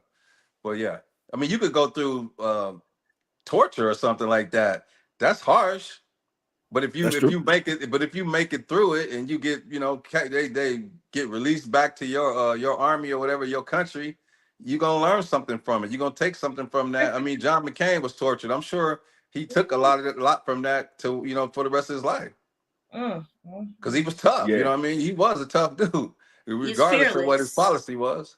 Yeah, fearless. Now, last thing we're gonna talk about, we're gonna do it real quick. We only got a few minutes to do it. This quick proposal that's gone wrong. Okay, it was a proposal. The brother at churches decided that he was gonna get on one knee. And that's church's chicken. Not, not the not church house, church. Yeah. not the church house. Not, he said not. He said You gotta not the make that church. distinction. It's important. Yeah, I don't want y'all to be that's it. shocked when you be looking for the Marvin Sapp when the video come on. Oh man, you hot for that one. Okay, here we go. Here's the proposal of the brother at Church's Chicken. Let's go. Real man, come on back here. Everybody want to see this. Come on back here. Everybody want to see it. Come on, girl. We got to say it, Black. What you got to say? I'm trying to see. What's that with your chat, nigga? She said that, and she said that with a chest. What a ring day. Ooh, it's nice. It's real nice. Oh my God. Like twin. Let me see what it look like. What the fuck? That's his hip. Oh, that's a real man. That's a real man. That's a real man. That's a real man. Okay, good. I ain't gonna play with You didn't have a real woman. Answer no. Okay, do that. Okay, do that. She said no. You got a live video? She said no. She said I can't do it. She got to go back to work, man. She got some chicken to So cook. what you telling me? You gonna see? He gotta go She said she had to go back to work.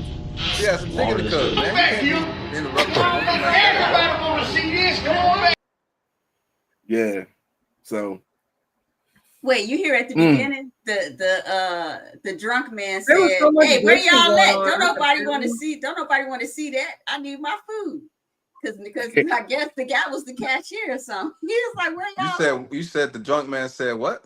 At the beginning, the drunk man was like, "Where's everybody at? I need to get my food." Because the guy may have been a cashier, he worked there. So the drunk guy or whoever was like, "Where is he at?" And he looked and said, "Oh, that's a real man. He's down there proposing." But I feel sorry for him. You know, that's a little embarrassing. But we don't have a backstory as to why her answer was no. Right. We do. Like, I don't know. She said no. She said with a ring at. She said it. I thought somebody else said it. Was that somebody else? No. She was saying where the ring at. And then she I thought said somebody no. else said it. I thought somebody. No. She said that. We can play it back. I can show you. She said where the ring at, and he was just on one knee, and she was like, "No, I can't do that." Okay. You think? Are you trying to say it was because of the ring, or she said it before that? She said it. Nah, she said she asked for the ring first. She asked for the ring first. So let's go back. You think it because of the ring wasn't good enough? Well, I don't see a ring. Oh, so he didn't have a ring? I couldn't see it. Yeah, he was just on one knee. It was a lot of I thought he showed her a ring. Yeah, I couldn't see a lot. It was a Yeah, a lot of people was in the way. Yeah. So he was on one knee. She asked him where the ring at, because everybody was hyping it up. She like about to cry. She's emotional and stuff, right? She all emotional and stuff. And she like, oh, everybody's filming. And then he's like, he's saying something to her real low. And then and she was like, well, where the ring at? And then somebody like, yeah, where the ring at? And she was like, where the ring at? I thought he showed it to her, and then they were like, then everybody start going, oh. Right. No. She said no. And then she was like, no. She said, no, I can't do that. Let's watch it again. Can we watch it again? Okay. I'll pull it up. I'll pull it back up. I thought he showed it, and then everybody said something about, about the ring. Yeah. Yeah, I think he was let's see where it's at. Pull him back up. Do that poor man like that. Yeah, brother. Here you go. So let's go back. There you go. Real man, come on back here. Everybody want to see this. Come on back here. He said everybody want to see this. Come on, girl. We got to say it, Black. What you got to say? I'm trying to see. What's that with your chat, nigga? What a ring gate. Ooh, it's nice. It's real nice. Oh my God. Like twin. Let me see what it look like. What the fuck? Yeah, he showed the ring. Oh, he showed her the ring. It's a He did. ring. It is a ring. And he does work there. She said, I can't do that. She said Yeah. something though. So the ring wasn't good enough. She did. She Is said, that I what want she to said? see. Yeah, she said, I want to see what the ring looks like first. And then she said, nah, I can't do that. I can't do that. Cause the I ring. thought somebody else asked where the ring at. Where the ring at? I They seen the did. ring, but Somebody she did said something. first. We couldn't Yeah. hear the first thing she said though. Yeah, the ring wasn't good enough. It wasn't hitting. Not the ring. Well, I mean, but he The would ring work one. there with her at churches. What kind of ring is she expecting? Come on now, that's the conversation right there. Come on, man. He got the same shirt on that she do. He can't. What do you think she gonna buy her like a 10-carat ring and working at churches? Oh man, I was rooting for you, lady. I know it can't be because of the ring. I think It so. gotta be. She want more. No, it She could don't be want because she don't somebody- want him. That's what it is. She don't want That's nobody what I who thought churches first. like her. He said horrible. He put no thought into this proposal. I'm done. If any proposal is a thought, you know what I mean? You don't That's- say it's no it is thought. that's what I'm saying. In this days, is everybody so superficial, but it's the thought that count. At least he got down on one knee and proposed. I have I a don't think it's question I don't for think the it's because of panel. the ring. What's the question? Ring. When was I don't the think it's last because of the ring. time? When was the last time any of you have gone to a wedding? Not. I know Monty. I think you a bunch. like where Yeah. you work a lot of weddings. But when have you just gone to a wedding? You've been invited. One of your friends, they've gotten married, about and 3 you've years been ago. invited. It's been so long since I I've been went at to a my wedding. cousin's. I went to my cousin's. Yeah, I've been wedding to a few weddings. I've been to a few about 3 weddings months recently. ago. Oh, recently? Okay. Because I was gonna say I have not been to. I used to every year. You had like bunch of weddings to go to as soon as springtime came. I haven't seen weddings like I used to. Oh yeah, People are getting married. They're just not. Well, maybe not at the same pace. I can say that, but they're getting married. They're not getting married in churches anymore. Yeah. They hardly ever get married in church anymore. Yeah. Hot chicken mess. Hot chicken mess. Hey, she said hot chicken mess. Wait, OG said she didn't even have the decency to come out the back and get close to him. She ain't like him. Yeah, she That's didn't. why It was, She was close enough. She was close. I think she was gonna get emotional. Backstory. She didn't on like this. him. She don't I like need him. to know a little bit more story to this. Like, Because if she liked him, it don't matter what he could have gave her a chicken ring. I don't know if they're dating. Right. I don't know It if does he not did matter work what for her that and looks like. proposed. Come on, Jen. Come on, Jen. you know what? I'm gonna go out here and say Jen, it. what you talking about? You gotta know if they dating and stuff. Come on now. Yeah, 'Cause I I don't know know- what's going on. We don't. So a dude just gonna pull up on a woman and get down on one knee, and she just gonna be looking like that, But what and I'm they ain't saying dating. is they could just be co-workers, and he just be having a thing for her. And that because the way she looking at him is like, ugh, like No, they probably if you have date something somebody, going you on. ain't gonna look at them with that disgust on your face. That's what I was getting ready to say. She was looking at how dare you. She That's was. what I'm That's saying. what my I know point. I'm It wasn't the the only one ring. that see that. Yeah. She was looking at him like, I can't do it. Like no, you ain't Yes. the one. Yes. So wait a minute. So if that was the case, why did she even need to see a ring? It wasn't If her that that needed to see the ring. if that was the case, why would she even need to see a ring? It was Because the she was people that embarrassed. were saying It was. She didn't know what to do. She was gonna do run. Maybe if it was big enough, she would change her mind. But do you guys think that she was saying no because of the type of guy? Maybe he was a player. Maybe she was like, okay, now, come on. now you on your knee trying And to maybe marry we me. probably need more information because we just speculating at this point. We don't we know. making it up. Listen, We making We it just up. throwing stuff out the The back. way we speculating, but I'm gonna speculate this. The way Everybody she was like, speculating.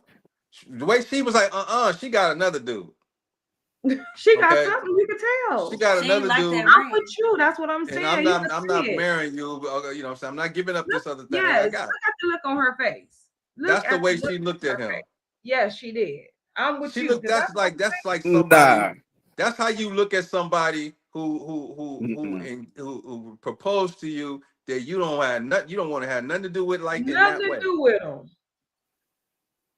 But why would she ask to see like if you why would you even put yourself in the surrounding of that space? So the dude is on one knee. Y'all working, right? why wouldn't the woman just walk to the back and ignore him? Like, why would you even entertain this thing that's being videotaped? Right? I mean, you put on the spot. She didn't know what to do. She's put on the spot at this point. Yeah. You know, so she's like, "Oh, let me see what you working with." Nah, you ain't working with nothing. So you put on the spot. So we go play down this scenario, right? You put on the spot, and so you gonna play it out like a fool, still being a fool, instead of just walking. Instead of just walking away. People play out whole relationships. Some people play out a whole marriage. Right. Yeah. They play out a whole lot of stuff. You're right. They play out a whole lot of things. No, that's my point. That's my point. If she wasn't that interested in him, or it wasn't something that she was trying to potentially entertain, then I mean the speculation can go from one extreme to the next. Yeah, because she shouldn't have even entertained it at all. But if you go back and look at that video, her body language was like no from the beginning. See, that's what you're not noticing. Go back and look at the beginning. She was like, like way at the beginning. Body language out, the mannerisms. Yes, it wasn't like she waited. It wasn't suspenseful. Were you in suspense thinking that this could go either way? Let's pull it back up. Let's pull it back up. She was just like no. She looked disgusted. Okay, we're not gonna play the audio. We want to see the body. I was gonna say the same thing. Don't play the audio. So we got the drunk man that T didn't call him drunk. She don't even know if he got liquor on him. Look. Now she's overwhelmed. She's overwhelmed with emotion. No, that's now hold on. Let's stop it right here. Now let's go to this right here.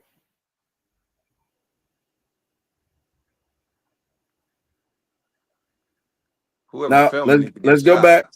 Let's go back. Put on the spot. So that's what we got the drunk person. Now, ladies, she's over there. Huh? She's shaking her head. Yeah, she like see, y'all don't even know the mannerism. Y'all ain't looking at the mannerism. I don't think so. I think she was. I think she was surprised. When the woman so that mannerism is a surprise mannerism with she emotion. I think she was surprised, but she's saying no. Her body language is like She didn't go. She didn't, like Bobby Johnson said. She didn't even walk up to him. She was hiding. She actually walked back, so she was. She did. She was into the vicinity. Yeah, she's into the vicinity of him the whole time, right here. Look at that. Now look at she's and then shaking watch her head. Her walk back. She walks towards him. She looks, then she walks back and leans on the wall. That is somebody that's not interested in what you're about to do right now. Now she's leaning up against the wall. That you trying to tell me that she's playing along. She don't care about that. Well, at this point, she's embarrassed. He put her on the spot. She just like, what you got going on? Like, how big is it? Since you wasting my time. So she then went and did all of this and put the ring and put her finger out for the ring. She did all of what? The whole time she was like, she wasn't feeling it. She put her finger out for the ring. She just sending mixed signals because at the end of the day, she don't want this. Her finger is out for the ring. That's mixed signals. She don't want that man. Look at her body. Hey, it don't matter if her finger out. She said no. She don't want that man. She don't like him. She showed up. So I don't understand what you're. He probably the church's chicken plate. No, I'm saying that she had a higher expectation, thinking that this man supposed to have some type of ring. Just like you stated, they both work at churches, so you shouldn't have been expecting some type of. And a lot of people are delusional like that. They be expecting this big diamond ring where he can only afford a ring from the bubble gum machine. Okay, so it's not that big of a deal. If you in love, and then you take the ring and you keep it popping. But I think the ring was dictating on how much she viewed, like, oh, do you really care about me? Oh, you don't really care about me like that because the ring ain't popping like the way that it should. He work at churches, chicken like her. What could she be expecting coming from somebody with an income like that? I mean, she could be expecting a lot. Right. This conversation is hilarious. Maybe he's slanging some things out the back door. Who knows? I mean, he Right. could at least put a big. he He could put a biscuit on that afford ring. more than that. Look, Put put a a biscuit biscuit there. on that ring. Look, put me a biscuit on that ring. Yeah. Sure. She's doing it for social media. He don't make enough money, And the and the ring ring is too small. See? She work at the same Yep. place. That part. She work at the That same in her place. mind, it don't matter. Her mind is different though. Now, Jefferson, no woman wants to get proposed to where she hot, sweaty, and smelling like grease chicken in front of multiple people. Yeah, he didn't plan that out Some too people well. some people find it romantic, I guess. I don't know. You know, I mean, if What happens tomorrow at work? right. What happens when they go back to work? That's all bad. Yeah, everybody food messed up. I ain't going there. Everybody food gonna be jacked up. Nah, he gonna have to get transferred across town. That's all. Biscuits gonna be. Why he gotta be transferred? Why he gotta be transferred? I don't want to stay there. Churches You got want some to good stay there? biscuits though. They You do, know that but old- that after drunk that, dude he's gonna probably make them come in there biscuits every hard. day. See? She gotta be transferred. Get her on up out of there. The drunk dude, Why you gonna she gotta transfer the leave? drunk dude too? No, he's Gonna a transfer stay. the drunk man? Nah, I'll be good. He's probably there all the time. Hey, that's his hangout spot. He Hey, stands listen. next to the trash can. Do that Hey, man. listen. Once he did that, the other chick, as soon as she shot him down, the other chick was like, "Yo, man, this probably a good dude that be slanging these, putting them fries and stuff down." You see what I'm saying? So then, him standing there, he'll be fine. Brother, be fine. He'll be now. If she might feel uncomfortable, he start dating Keisha that's working the register. Now she might start feeling uncomfortable. Be like, yeah, get on one knee with me with these biscuits under you. We'll be good. Yeah, I'll have some warm biscuits for you when you get to the house. Come on now, with the honey on it. You better stop playing. Come on now. With that She ain't honey on it. appreciated. She ain't appreciated. Yeah. And I'm gonna make your chicken extra crispy. You better stop playing. Come on now. Ride hard. Yeah. Keisha gonna be the one. Keisha on the register. Keisha about to be a manager too. Anyway, she been moving on up. Oh, Kiki, go ahead, Kiki, girl. And she about to get it. But again, we appreciate y'all for another night. Great conversation. He said he get transferred to Church of Jesus inside of Sully's. I'm done on Born to Vista. Is there churches over there? It's inside of the gas stations now. They're inside the gas stations. Yeah. So Sully's, most of the Sully's have churches inside of their gas stations now.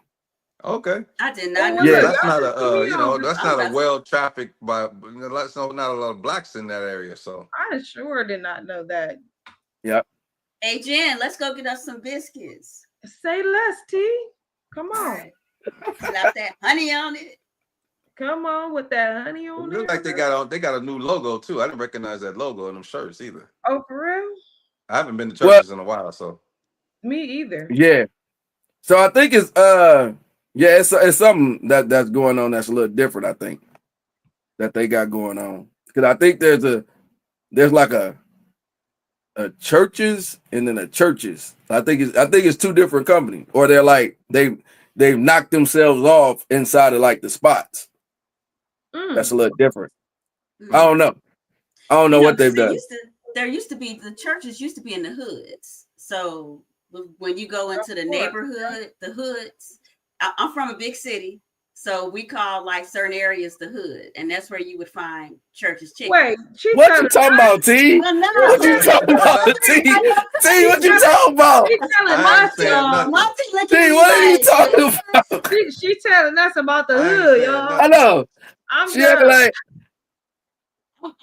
she educating us on the hood. She educating us on the hood. So, because what do you call? You call the side of Bakersfield that the churches would be on. Do you call it the hood? Or you call it the low end, or we call it the hood? It's a church. It's not too far from the hood. It's hoods across America. Okay. It's all hoods where across called America. We low call end. it the low end in Chicago, but I thought I was like the hood because everybody would kind of know what I meant by the hood. Some That's people all. call it the trenches, so it depends on where you from. You can Right. call And it they the all the hood. They It's all all consider the the same hood. thing. They all the Yeah. same thing. the Yeah. trenches, the hood. It's all the same thing. It's all the same thing. Yeah, they all consider the same things across America. they everything. Y'all make me sick in a loving way. Now the Jeffersons said it. Well, They have a hood in all cities. Okay, they Yeah. have a hood in all cities. do they have a hood here in Well, we Bakersfield? moving on up. That Harold's chicken, y'all is hilarious. Hey, didn't was it McDowell's? Was that wasn't they in The Chicago? Oh yeah, No, the but wasn't they in bottom. Chicago? Yep, I know about them The bottom. McDowell's. Coming to McDowell's America? from I know Coming about to to America in America. Chicago? baby. Were they in I Chicago? don't think so. Mm-mm. I think it was We're Oh. New gonna be York. in the back with the ring No, they after the wasn't in New transfer, York. waiting on T and What do you Jen. mean? Like No, where it he was ain't gonna filmed? be waiting on me. Look, he Jen gonna is be. going crazy. T said No, she where got was a. they She got set? that What T-shirt city on were they saying I supposed got to a be in? man. So Oh, No, you're right. They were in New York. I They were think in it New was York. New York. Yeah, Yeah. they were in They New were York. in They New were in York. New York. did you read They that were in New comment? They York. were in New T? York. Look what OG No, Bobby Johnson said. Look, he gonna be in the back with the ring after the transfer, waiting on T. waiting on me and you. Wait, OG, you made a comment the last show and you said, "Hey, T got a man," so I made myself a T-shirt. I said, "Oh, I like that I got comment. a I'm gonna make a man. shirt."